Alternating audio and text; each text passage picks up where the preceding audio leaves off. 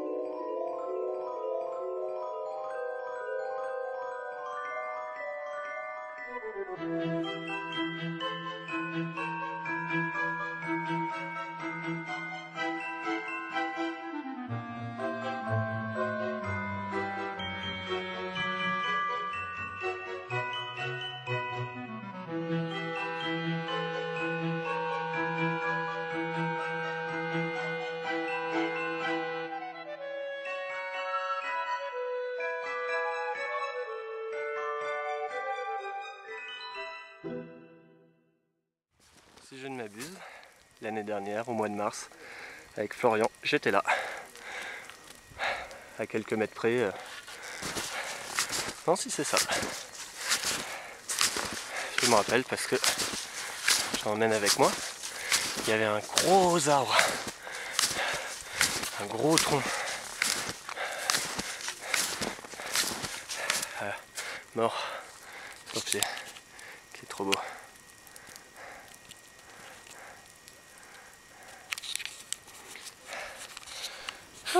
Bon, ça va être la première sortie pour ma pelle Cold Steel.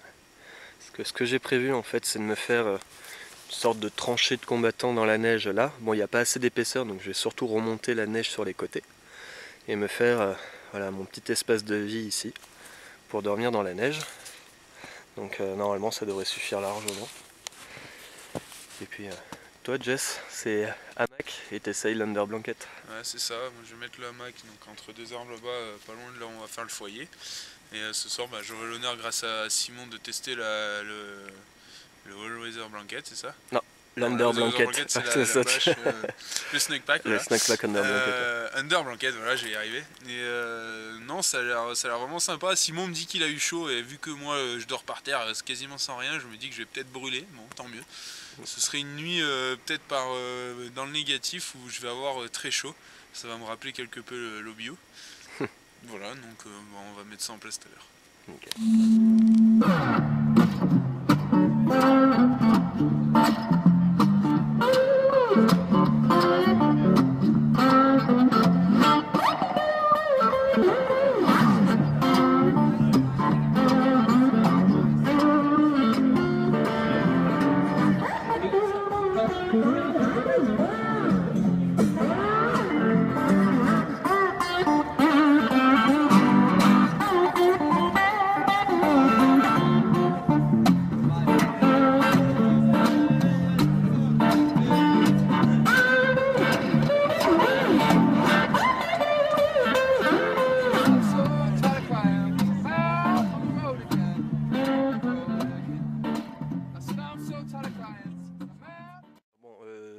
Tranchée de combattant serait abusé. J'ai juste en fait retiré la neige finalement pour atteindre le sol.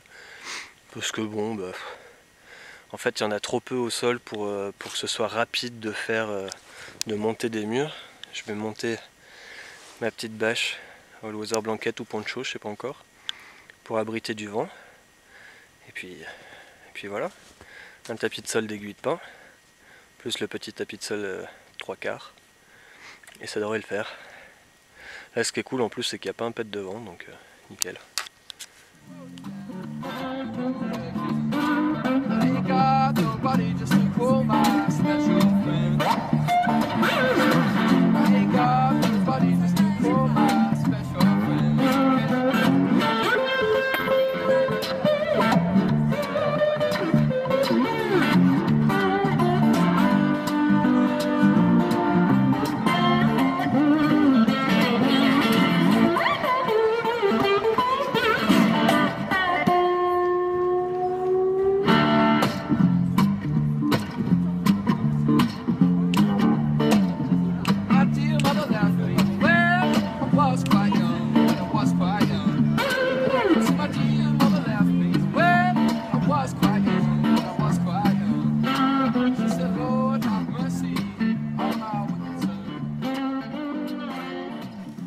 Bon bah voilà, mon couchage est terminé. Classique, un appentis. Je vous ai dit, là je vais sûrement rajouter un truc. Si je le fais, je vous le montrerai. Un bon tapis de sol d'aiguille de pin, parce que là quand même le sol est gelé, même s'il est complètement déblayé et qu'il n'y a plus de neige dessous, ça reste un sol gelé, donc conducteur en froid. Donc j'ai mis une bonne couche, sachant que j'ai mon tapis de sol 3/4, donc qui s'arrête à peu près là. Ma tête est là, qui s'arrête à peu près là. Après, sur sac, et mon nouveau sac de couchage, pour ceux qui n'ont pas suivi sur ma page Facebook, j'ai revendu mon Brenta pour des raisons X ou Y, concrètement, Corneille qui fait des signes, concrètement un -4 que j'utilise en fait en 3 saisons et l'hiver, je trouvais pas ça forcément très rentable, sachant que je rencontrais difficilement, en fait sur 2 ans, 2 hivers où je l'ai eu, le -4 était bien, mais simplement un 0 m'aurait suffi. Donc en fait j'ai tout simplement revendu mon Brenta et j'ai repris un 0 degré Quechua, classique, un peu plus léger, c'est ça que je voulais surtout. Et donc on verra comment ça tient, parce que cette nuit il devrait faire entre 0 et -5. Donc voilà, je vous ferai le retour. Hop là.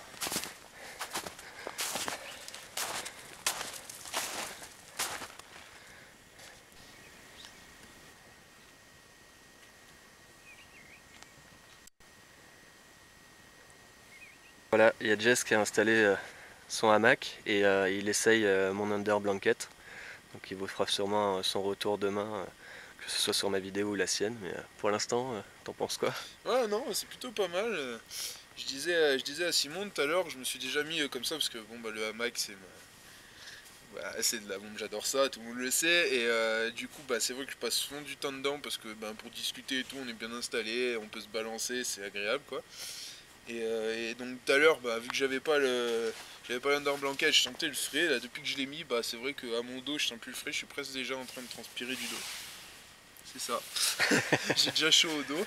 Et non, vraiment sympa. Du coup, c'est assez simple à installer. Je pense que je vais le tirer un peu plus, mais vraiment c'est sympa. Et ça dépend comment je dors. Et des fois, je vais renouer avec le bivouac hivernal en hamac parce que ça me plaît bien cette idée. Ouais.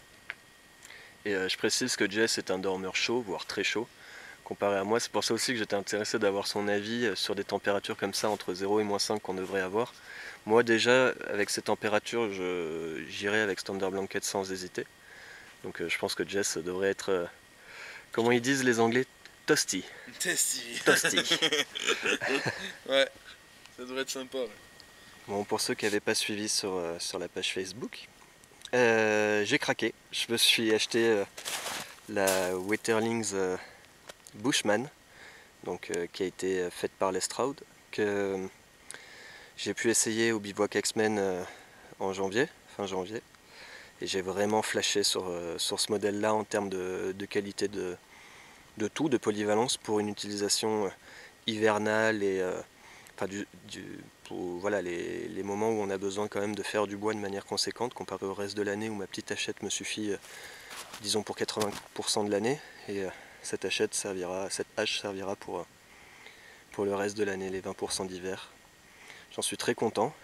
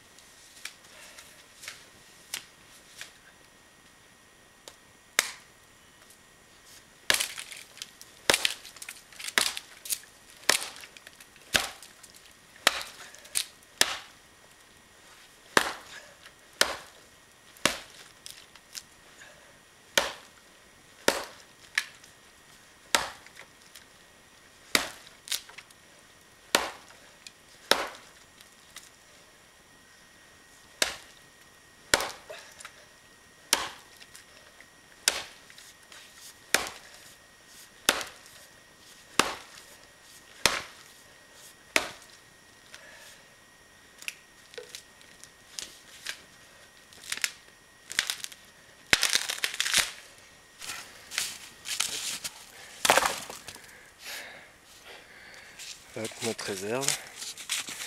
Donc ça c'est l'arbre que j'ai coupé devant la caméra.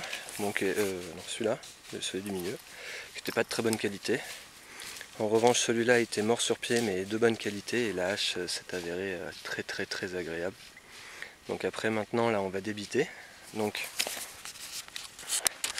je suis plutôt un adepte de l'outil fonction, c'est-à-dire que pour moi débiter ça se fait à la scie, c'est ce qui est le plus efficace, etc. Mais là, enfin la plupart du temps, ça dépend après, mais bon, on ne peut pas rentrer dans les détails. Mais là, pour m'amuser, pour utiliser la hache qui est sa première sortie, un peu son baptême, je vais m'amuser à débiter ne serait-ce que une ou deux sections à la hache.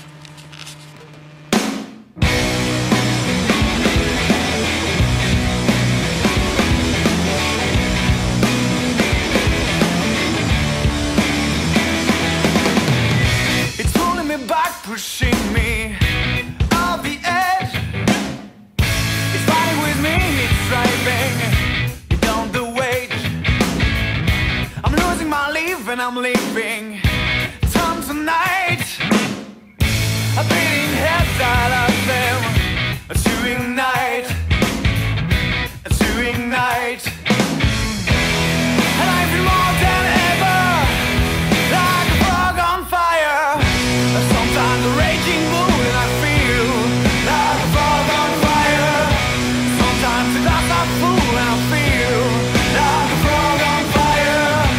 Sometimes it poisons me and I feel like a frog on fire. Sometimes when I'm not strong, a little bit of love is better than never. Alors, là on est en train de préparer vraiment l'allumage du feu. Donc vu qu'on a très peu de bois, de petites sections exploitables parce que c'est tout quand même relativement humide, on doit faire des feather sticks, c'est quelque chose que je pratique assez rarement finalement, et donc je suis pas très bon. Et grâce à Jess qui m'a expliqué comment il fallait m'y mettre, j'ai réussi à sortir des feather sticks dignes de ce nom, enfin, et pas des hérissons tout pourris où il y en a un sur deux qui se décroche, et ça tient à peu de choses. Donc merci Jess. En fait, moi j'avais tendance à tenir le couteau de cette manière-là. Et il m'a dit, t'as un scandinave, une émouture scandinave, hein, donc les plates, et tiens-le bien droit. Et en fait, avec ça, et ben c'est vrai que naturellement, le bois, bon là après je suis sur la fin, mais le bois se décroche de bonne manière, s'enroule, et on a des feather sticks fins, exploitables, jolis. Je suis un peu content parce que pour une fois je fais des feather sticks en la classe, donc merci Jess, voilà. C'est tout. Bon, voilà, alors on va pas tarder à allumer le feu. Je voulais faire un mot parce que j'ai un de mes abonnés qui m'avait posé la question. Je suis désolé, j'ai un gros trou de mémoire. Un ami, une connaissance belge que j'ai eu au téléphone. Je crois que c'est Damien, mais j'ai un doute, tu m'excuseras. Bref, qui voulait que je lui explique un peu plus en détail la préparation d'un feu et tout ça. Donc comme je t'expliquais, il faut vraiment prendre son temps. Donc là par exemple on est en conduction, le bois est assez humide, il y a un fond encore un peu de neige et des blés, mais voilà. Donc il y a toute une structure au fond de petites branches pour servir à étanchéiser. On a mis les copeaux qui ont giclé avec la hache par-dessus, qui sont secs, les feather sticks, et après il faut vraiment prendre le temps de préparer, c'est-à-dire que tu vois là on a des sections sèches, vraiment sèches, disons plutôt moyennes, en dessous des sections très sèches qu'on a refendues et bâtonnées un peu plus épaisses. Et là on a tout un stock de branches de pin très fines, comme celle-ci, voilà, qui vont nous servir à nourrir le feu dans les premières flammes. Et progressivement tu prends, voilà, t'as fin, un peu moins fin, encore un peu moins fin, épais, comme celle-là, etc. Et il faut nourrir progressivement le feu de manière à ce qu'il commence à faire prendre les bûches du dessous. Et là après on pourra commencer à enquiller des trucs un peu plus épais. Voilà, il faut surtout prendre le temps de bien préparer. C'est important.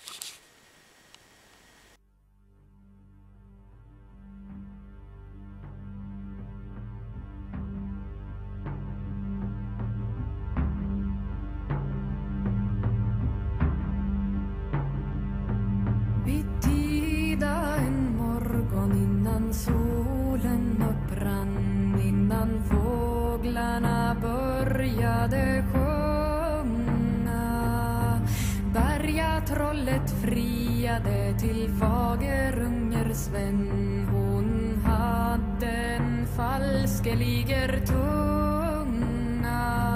Hermannelig, tro loven i mig. För det jag bjuder så gärna. I kunden väl svara endast ja eller nej. Om i viljen eller ej. Heder vill jag giva de gångare 12 som går ut i Bon là on retente avec mon coton carbo, histoire de voir si ça vient pas de là.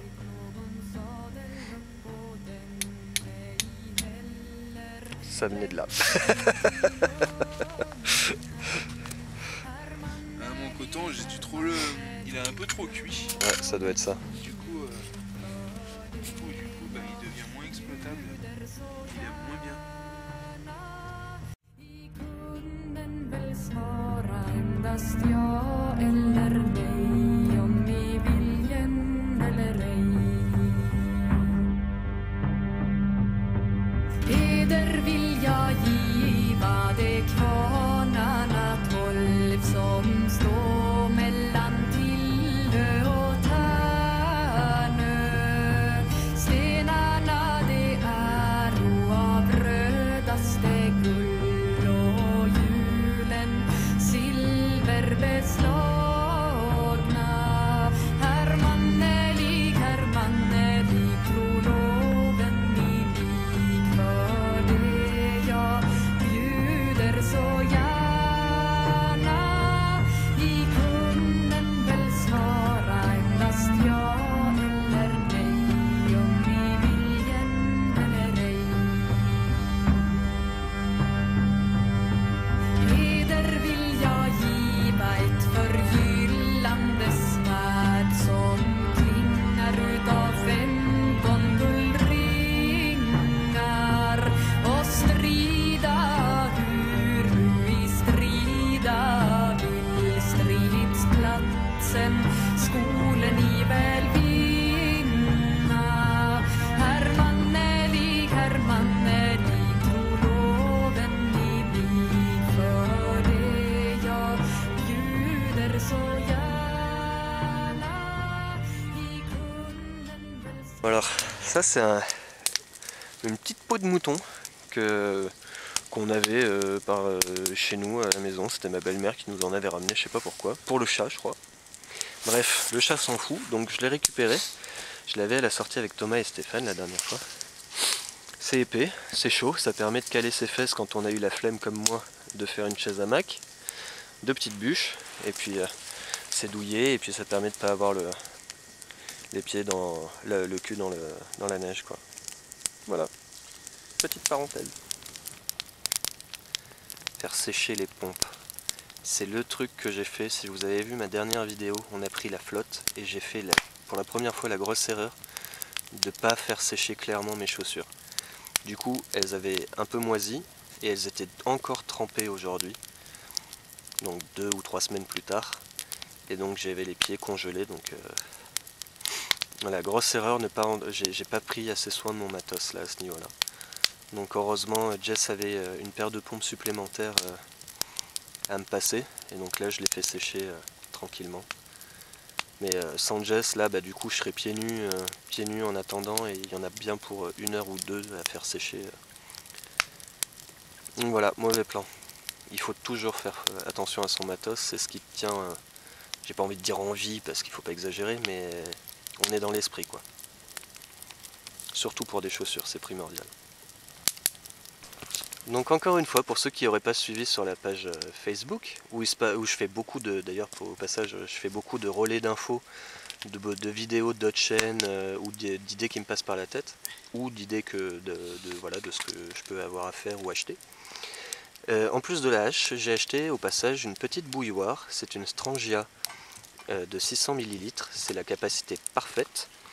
Elle est en alu, moi ça me gêne pas, mais c'est vrai que j'aurais préféré inox, parce que je sais que l'alu est un peu à mauvaise presse, parce qu'effectivement ça peut transmettre des BPA, tout ça. Après je considère que je me fais pas un thé dedans tous les jours, mais une fois toutes les 2 semaines, ou une fois par mois, c'est pas ça qui va me tuer, je pense. Bref, on a allumé le feu, et forcément il faut baptiser la bouilloire, donc on va se faire pour Jess une infusion, un thé à la menthe, et pour moi une infusion d'aiguille de pin. De sapin exactement là pour le coup. La popote est un peu loin du feu, mais il rayonne très bien, et puis surtout là c'est encore de l'eau de la gourde de la maison, donc du coup il n'y a pas besoin de le stériliser ni rien. Donc. Alors il y a 2 écoles qui s'affrontent sur la suspente de la popote. Vous savez que j'ai un projet de faire les 1001 façons de suspendre une popote, mais à chaque fois on bivouac, je prends jamais le temps vraiment de le faire. Donc ça c'est la méthode feignasse, la mienne, ma préférée, celle que je fais le plus souvent. Prenez un bout de bois accroché à une corde, ça tient le truc, et puis après il suffit d'enrouler la corde pour gérer la hauteur. Et puis vous avez la méthode de Jess qui cherche à faire une vraie suspente de popote. Voilà, il essaye d'être un peu humiliant avec moi, genre moi je fais du bushcraft machin, bon hein. mais moi c'est rapide. Voilà.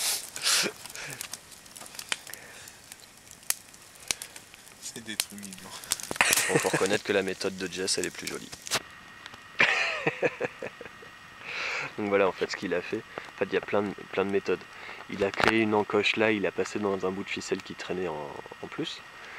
Mais il y a 500 méthodes pour mettre une popote au-dessus du feu, tout ça.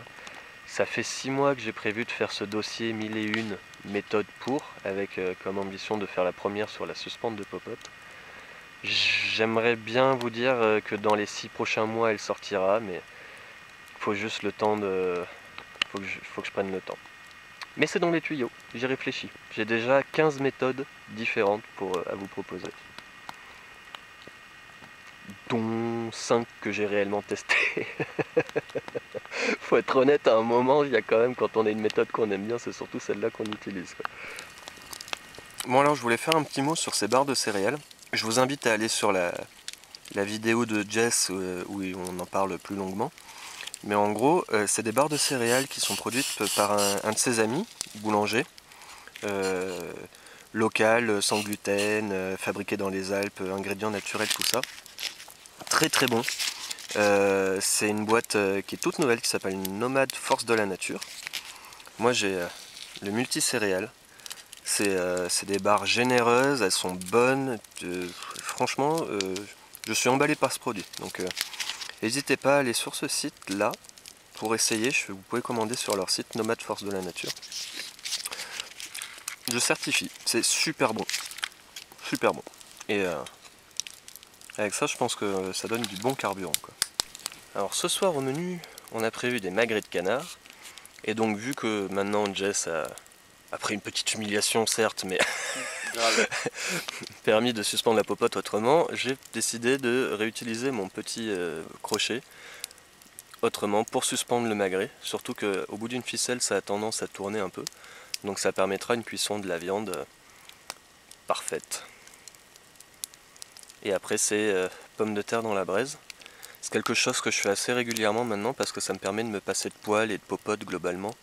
Juste un bout de viande et les pommes de terre dans la braise, Voilà. Permet de ne pas s'encombrer avec de la vaisselle un peu inutilement, en tout cas du moins de s'en passer.